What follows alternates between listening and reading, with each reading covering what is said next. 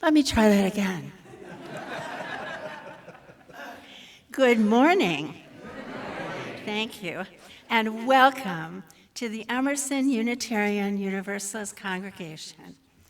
My name is Mary Klein-Golbitz, and I am honored to be your worship assistant today. It is so good to be together with you, here in person and online. We come here with our joys and sorrows, whether we need to rest or we need to take action. Whether you are a newcomer or a long-time member or friend, all are welcome here. As Unitarian Universalists, we believe that all people are born with worthiness, beauty, and dignity. Whoever you are, and wherever you are on your life's journey, you are welcome here. Whomever you love, wherever you were born, whatever language you speak, you are welcome here. Whatever the color of your skin, your background, or your abilities, you are welcome here. We are so grateful that you chose to spend some time this morning here with our Emerson congregation. If you're here in person, we invite you to join us for social time and light refreshments. And our main fellowship hall is on this floor, directly behind the sanctuary. You can reach it through this hallway. Our family-friendly fellowship hall, with snacks and activities for all ages, is upstairs in room 214, accessible by the back stairs or the elevator. After fellowship time, please join us for religious exploration and small group gatherings as listed on the back of your order of service. It is such a joy to be together in community with all of you today. And now we will light our chalice as a symbol of Unitarian Universalism and our commitment to be a beacon of love in the world. Carol Schumacher will light the chalice for us, and these words come to us from Reverend Michelle Collins. This flame burns for the courage we find when fear makes sense. Not for the absence of doubt, but the choice to act anyway.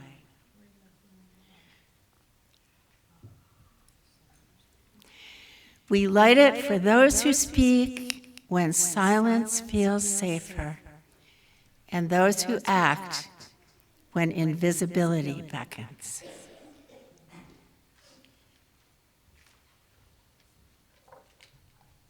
Thank you, Carol. And now, in the spirit of love and beloved community, let's share our congregational affirmation. We need not think alike to love alike. And let's greet and welcome each other to this new day. Those in the sanctuary, feel free to turn to your neighbors and offer greetings. And for those of you online, please use the chat to introduce yourselves.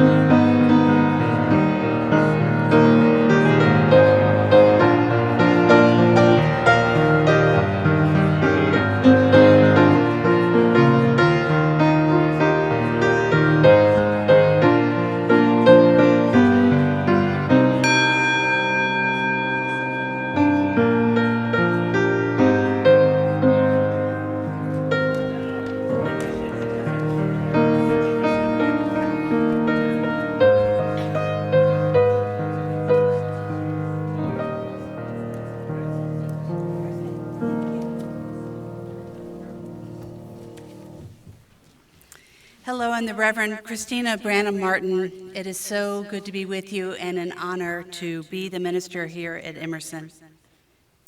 Reverend Michelle Collins writes, "Welcome to all who are restless for a world renewed. We come carried by ancestors who refused the silence of despair and dared to sing a new song. Their courage whispers through all of us still. And today we resist by showing up together. We resist by keeping faith with what is not yet. Our gathering is itself an act of sacred descent, calling us to rise and unite as co-creators of a freer tomorrow." Amen to that. We're going to sing a song that is got 4 verses.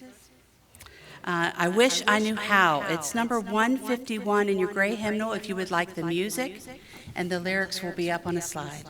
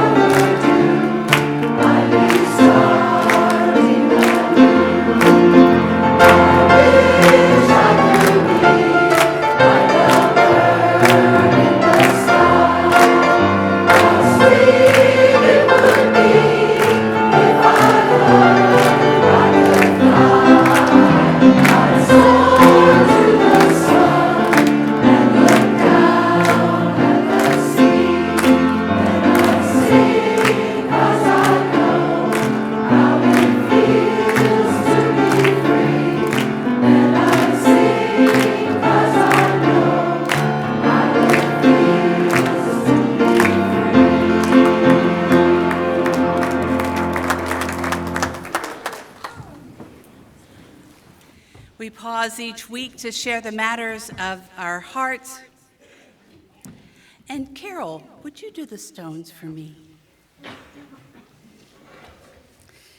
We place 3 stones each week as we start our ritual. The first is in honor of the Cherokee and the Muskogee nations, of indigenous peoples whose land we reside on. The second is in memory for those wrongly enslaved who labored on this land.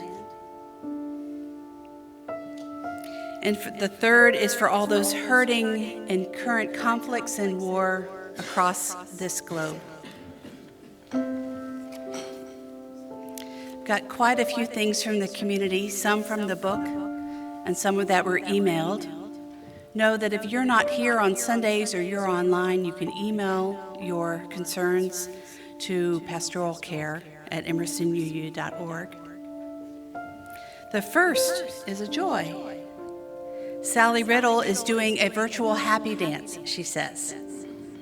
She is celebrating moving forward on my second knee replacement surgery on January 29th. So glad to be able to move forward and hopefully with the final result of post-rehab being able to walk without pain. May it be so. The next stone is in honor of Celeste Douglas, the wife of Alex Douglas and the parents to Clara and Evelyn and Theo. Celeste had a medical emergency this past week. She will remain in the hospital for a number of weeks as she recovers. Know that the Emerson Pastoral Care team and the Emerson families are rallied behind them, supporting them and bringing meals, and please hold them all in your heart. Judy Smith writes, my nephew and his girlfriend are on the front lines in South Minneapolis neighborhood, where ICE is most prevalent. Every day they are driving their neighbors to work, taking and making them food and caring for the family they've taken into their home. Wow. Please send your thoughts and prayers to support them in their efforts to protect vulnerable friends and neighbors from ICE violence in their family. Chloe writes, hallelujah. Insurance covers my CPAP. So relieved and already feeling better. Now for accessories. Where are my CPAP buddies at?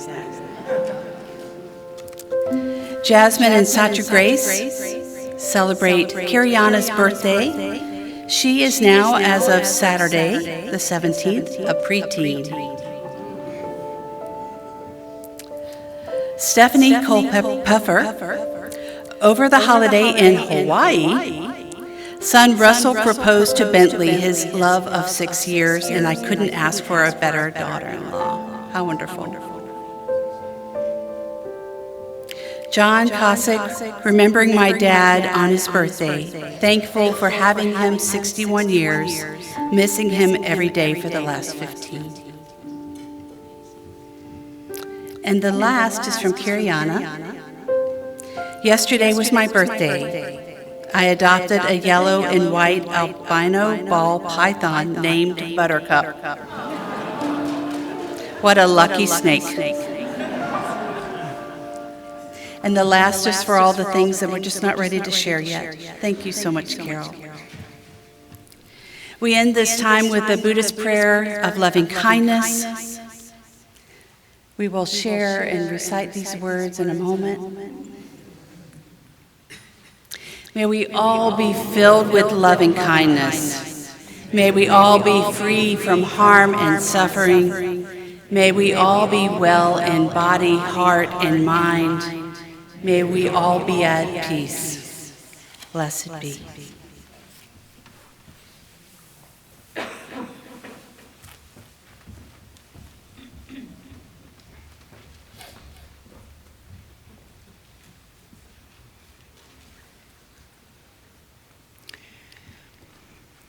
Each week at Emerson, we receive an offering that is both practical and meaningful. Half of our offering supports our congregation, our staff, our buildings, religious education, and the many ministries that sustain our life together. The other half of the offering is a spiritual practice.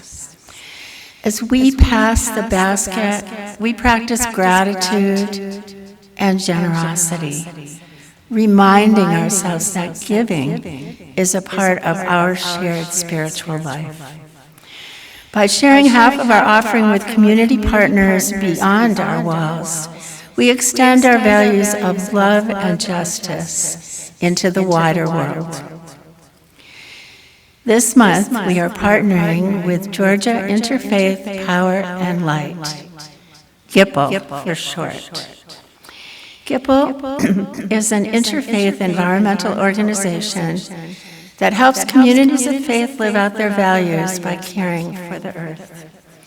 For over 20 years, GIPPL has inspired congregations to respond to climate change, environmental injustice, and the growing strain on our planet. Emerson has been proudly connected with GIPPL for over a decade. Their guidance has helped us at Emerson deepen the link between our spiritual values and environmental action. We have greatly reduced our energy use, substantially improved our water conservation, and we have fully eliminated using natural gas in our building. We are grateful for GIPPL's partnership and proudly support their work with faith communities across the state of Georgia. As we receive today's offerings, we invite you to support GIPPL's vital work, helping faith communities turn love for the earth into meaningful, lasting action for our planet. For those in the sanctuary, as the basket is passed, please feel free to offer a donation or see in your order of service other ways to give.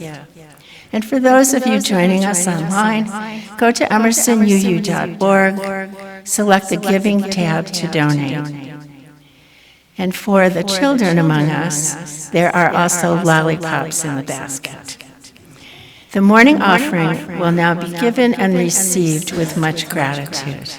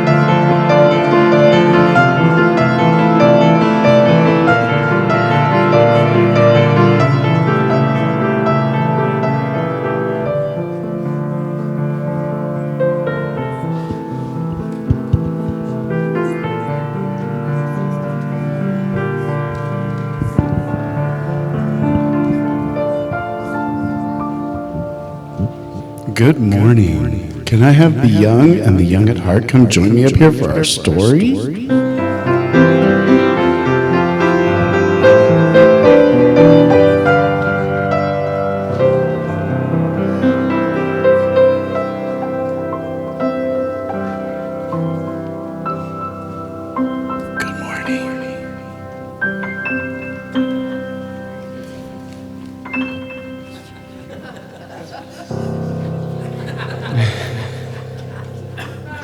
Good morning. Good morning, good morning. All right, we have Miss Patricia who's going to tell us our story today. Good morning, all. I have the privilege of reading Dr. Martin Luther King's speech today. I Have a Dream. Paintings by Kadir Nelson.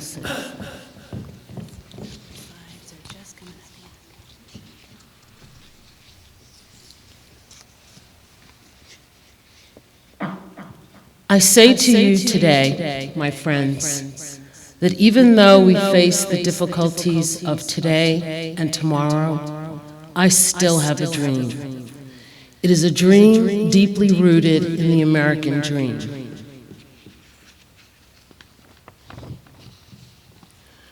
I have a dream that one day this nation will rise up and live out the true meaning of its creed.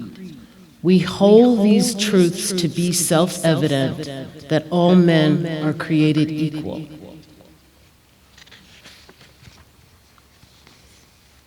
I have a dream that one day on the red hills of Georgia, the sons of former slaves and the sons of former slave owners will be able to sit down together at the table of brotherhood.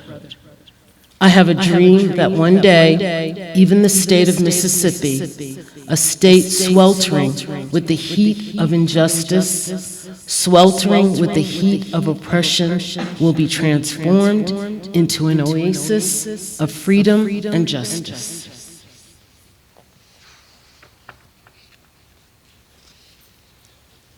I have a dream that my 4 little children will one day live in a nation where they will not be judged by the color of their skin, but by the content of their character. I have a dream today. I have a dream that one day little black boys and black girls will be able to join hands with little white boys and white girls as sisters and brothers. I have a dream today. I have a dream that one day every valley shall be exalted and every hill and mountain shall be made low. The rough places will be made plain and the crooked places will be made straight. And the glory of the Lord shall be revealed and all flesh shall see it together. This is our hope. This is the faith that I go back to the South with.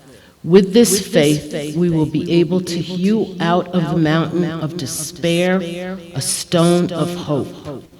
With this faith, we will be able to transform the jangling discords of our nation into a beautiful symphony of brotherhood. With this faith, we will be able to work together, to pray together, to struggle together, to go to jail together, to stand up for freedom together, knowing that we will be free one day. This will be the day when all of God's children will be able to sing with new meaning. My country, 'tis of thee. Sweet land of liberty.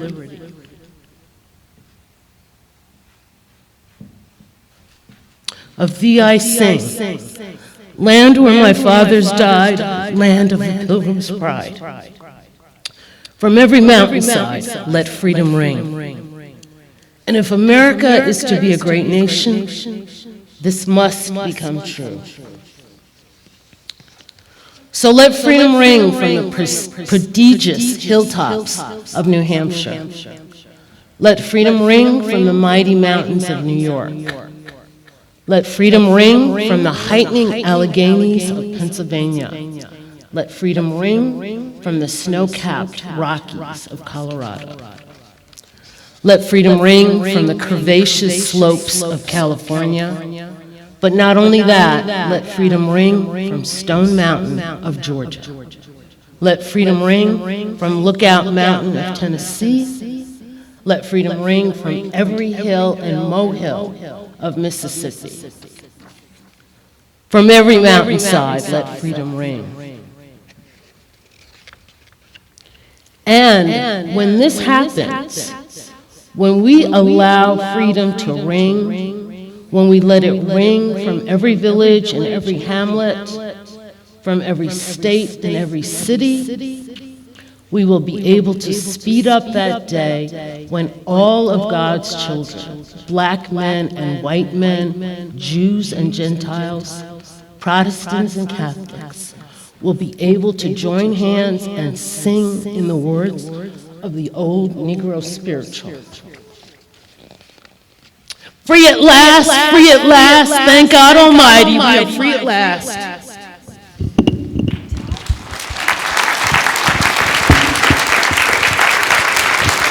All right, shall we do our song of dedication? The words are on the back of your program.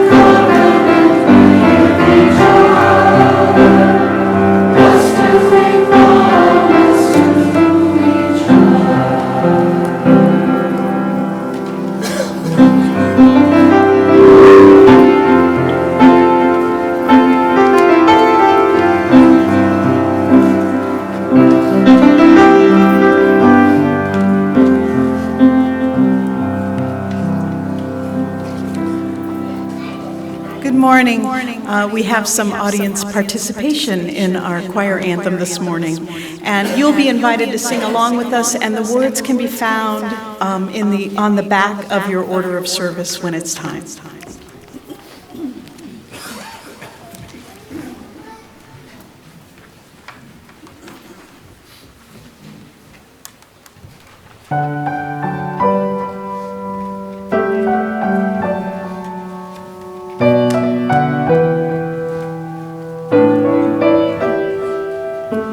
Peace in our hearts, peace in our lives.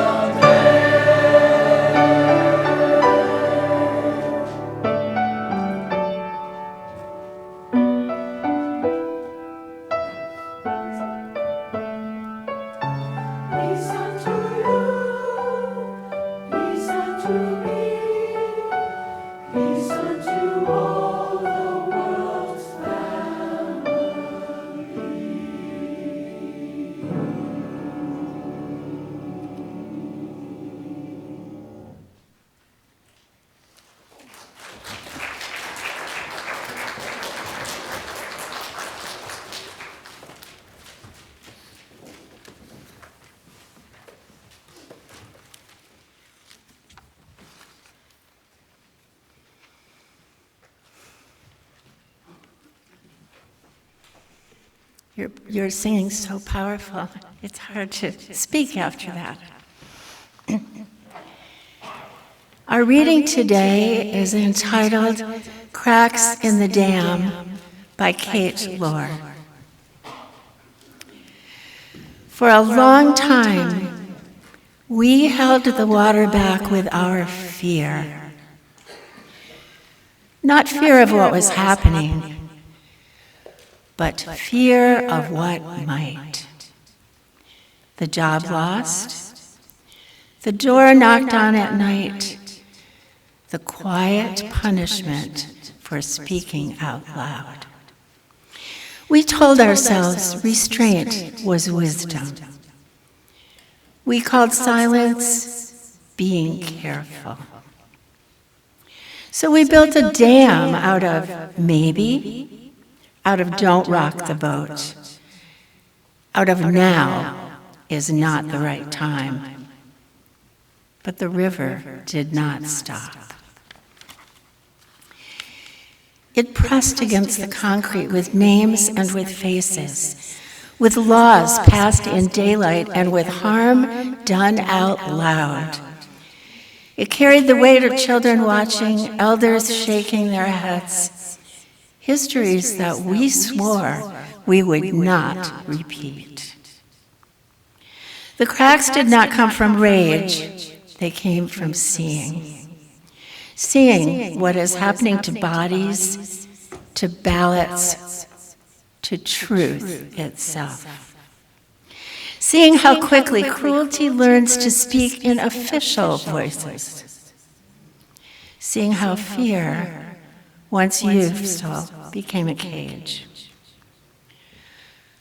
A crack forms when denial can no longer hold. Another when we realize the cost of silence is no longer theoretical. Water begins to seep through, not destruction, but truth, memory, moral clarity. Some shout, "Hold the line," but others listen for the sound. That low, unmistakable groan of a structure built to protect us, but is now protecting harm. We are not reckless. We are awake. The dam is not failing because we stopped caring. It's failing because we care too much to pretend any longer. And when the water finally moves, it will not be chaos. It will be long-held grief, righteous demand, the courage we delayed out of fear of consequences that have already arrived. The cracks are not the danger. They are the beginning of telling the truth out loud.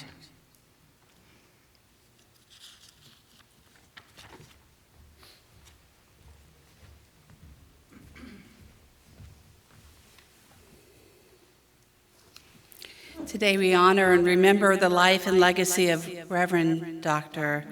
Martin Luther King Jr. He was born 97 years ago, 1929. He was a champion of the fight for racial justice. He stood up to the machines of war, and he shed light on the plights of the poor. He is remembered for his prophetic hope. Yet he was a realist. He called for a revolution of values in America many times. He addressed this with words and actions, and the white racism that emboldened the KKK during his years of living, and all the political powers that kept their evil actions unchecked. He died at the hands of that evil unchecked. And today, all these years later, we are again dealing with the stoked fires of racism, different hats, same hatred. We, each of us, are called to our own means of action. in whatever ways we can. Sometimes that's a phone call, or a check written, or a postcard sent to a senator. Sometimes it's making sandwiches behind the front lines, or offering childcare to those who are marching on. It echoes King's call to Selma, and I want to tell you a little bit more about that call. On Monday, March 8, 1965, as state violence was unleashed against Black citizens in Selma, Reverend Dr. Martin Luther King Jr. penned a telegram to clergy across the nation. He wrote, "In the vicious maltreatment of defenseless citizens of Selma, where old women and young children were gassed and clubbed at random, we have witnessed an eruption of the disease of racism which seeks to destroy all of America. No American is without responsibility. All are involved in the sorrow that rises from Selma to contaminate every crevice of our national life. The people of Selma will struggle on for the soul of the nation, but it is fitting for all of America to help. I call, therefore, on clergy of all faiths, representative of every part of the country, to join me for a minister's march to Montgomery on the next Tuesday morning. In this way, all America will testify to the fact that the struggle in Selma is for the survival of democracy everywhere in this land."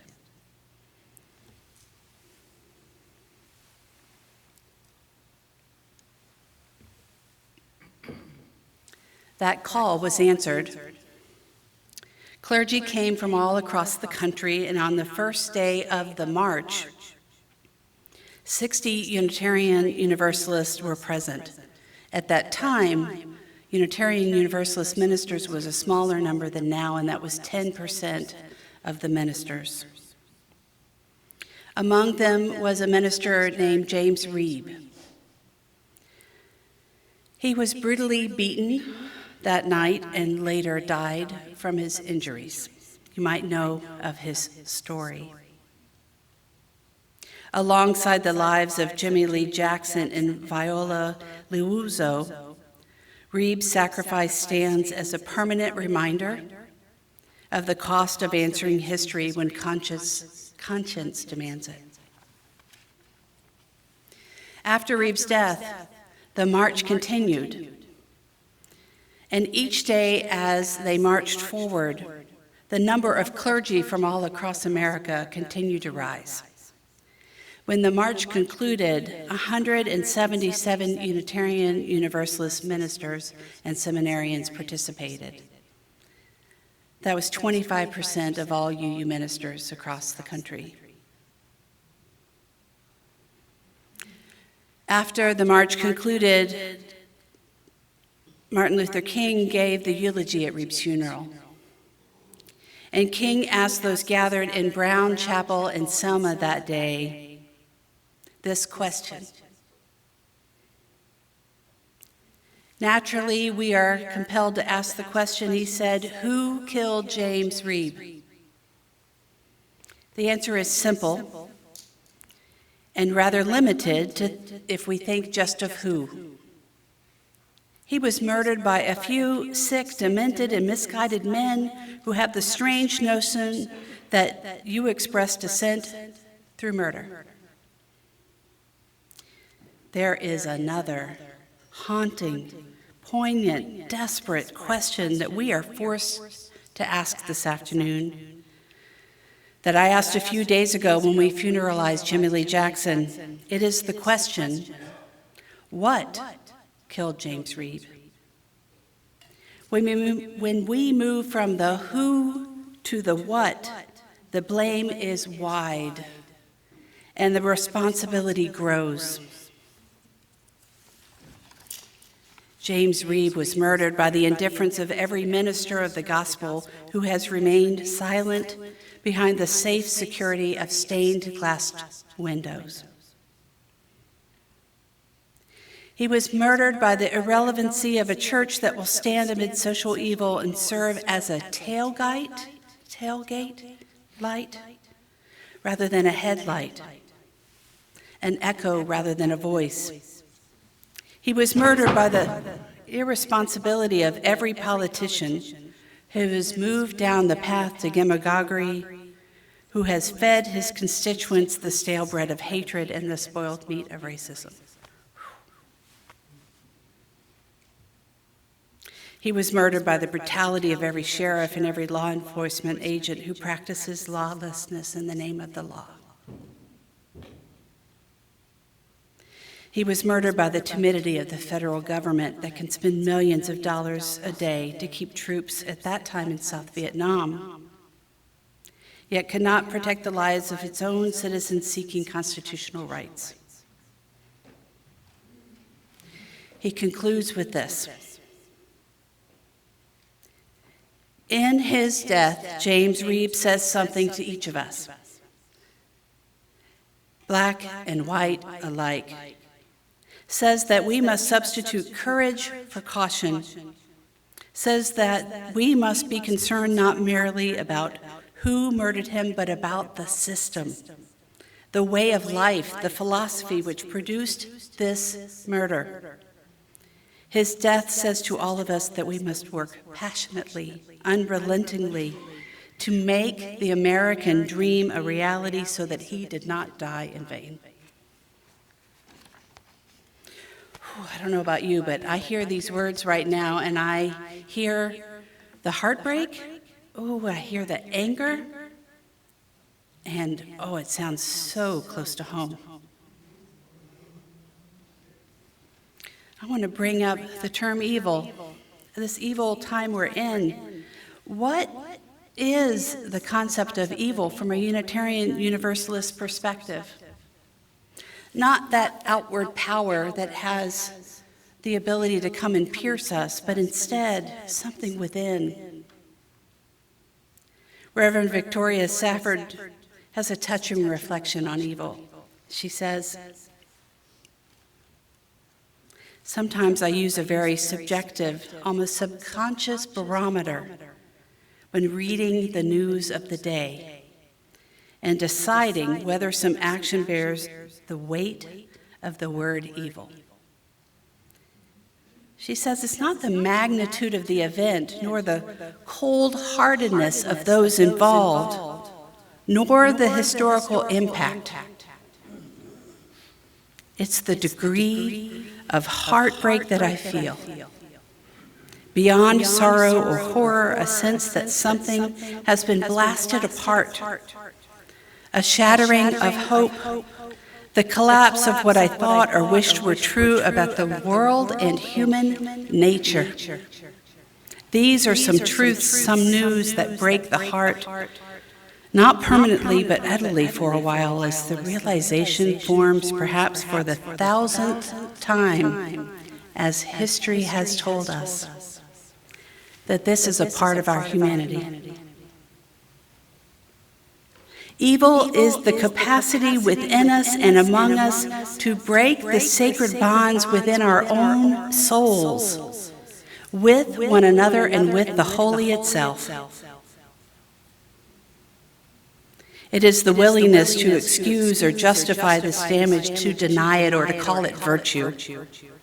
And the soil in which it flourishes is a rich compost of ignorance, arrogance, fear and delusion, mostly self-delusion, all mingled with the sparkling dust of our original, beautiful human being, close quote.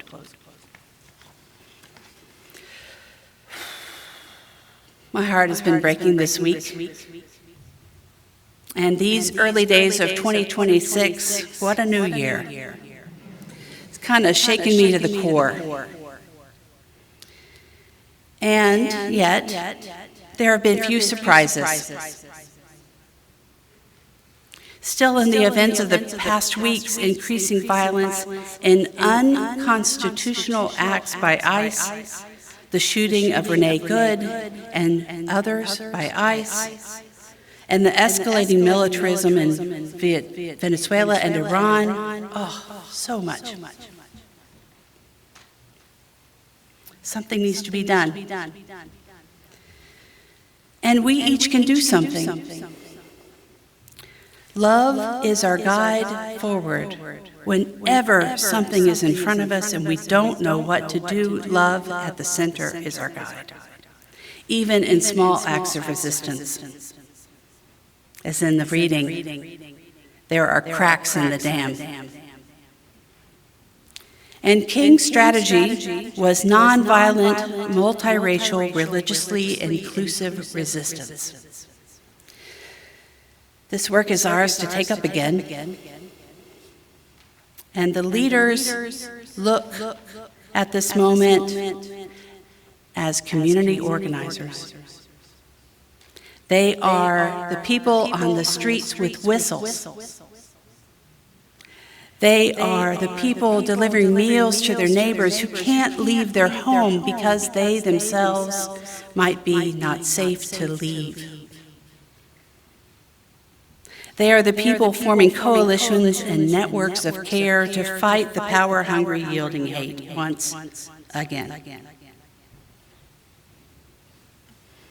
They come with whistles and cardboard signs. They come with stoles and from clergy of many faiths. They come as marchers for a vision for what is still our American dream. There once was a call to Selma, and now it is to Minneapolis. I had a conversation with my child today on the way here. I'm going to tear up thinking about it.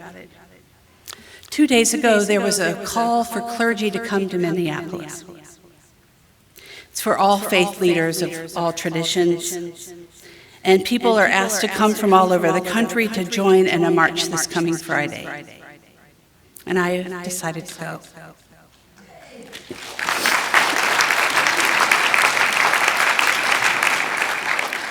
It will be a day of witness and resistance being planned so that those who come will bear witness to the fact that the struggle in Minneapolis is for that revolution of American values, a new beloved country and a renewed democracy. I know I will be there with so many others. I just learned today that in the last 2 days of registration, hundreds of Unitarian Universalist ministers have already committed to go.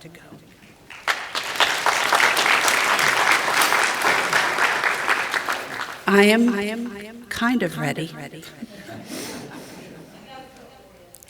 Good. I had thought that I might need a warmer coat. And I am nervous. And I know my child is nervous.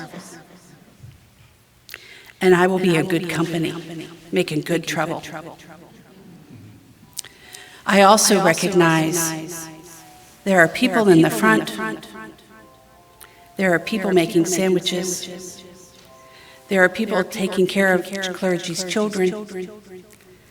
I don't know where I will be, but I promised my child I will stay safe. As the poet Adrienne Rich wrote, "My heart is moved by all I cannot save. So much has been destroyed. I have to cast my lot with those who, age after age, with no extraordinary power, reconstitute the world.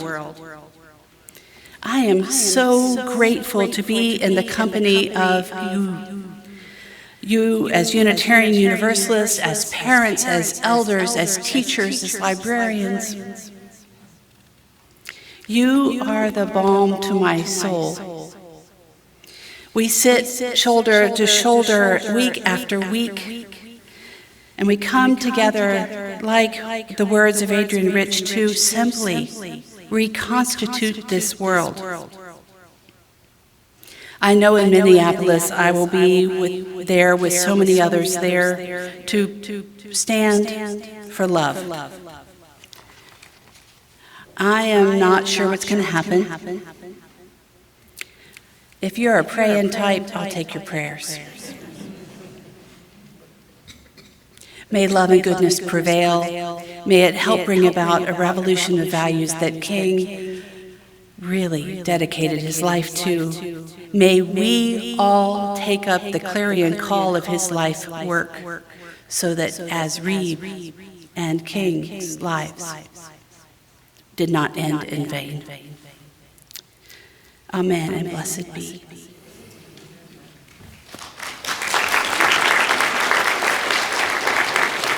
Let us sing together. Let's stand. We're going to sing the hymn that we've been learning this week, Take the Fire. And there is, if you want the music, a QR code in the back of your order of service, and you can bring it up on your phone. And if you turn it sideways, you'll be able to actually read the words. And we're going to be singing the second verse of that QR code. Oh, the second verse of that QR code. Oh, good to know. Thank you for that reminder.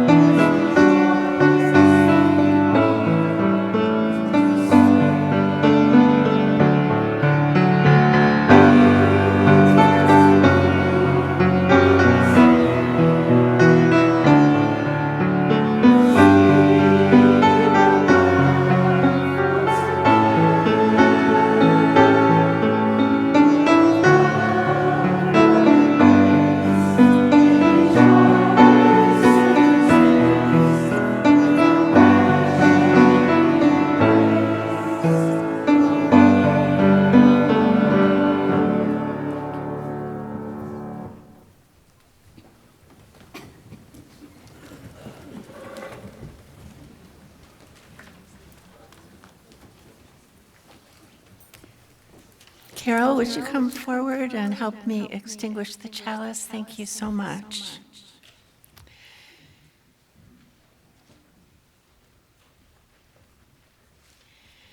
As our chalice is extinguished this morning, we extinguish this chalice, but not the light of truth, the warmth of community, or the fire of commitment. These we carry in our hearts and out into the world until we are together again. So we have a couple announcements. Next week, Reverend Christina will not be here, but Reverend Jeff Jones, our emeritus minister, will be in the pulpit while Reverend Christina is in Minneapolis. Please see the back of your order of service for today's adult religious offerings, including service reflections, which will be here in the sanctuary. And as our service ends today, go now in peace and take peace wherever you go.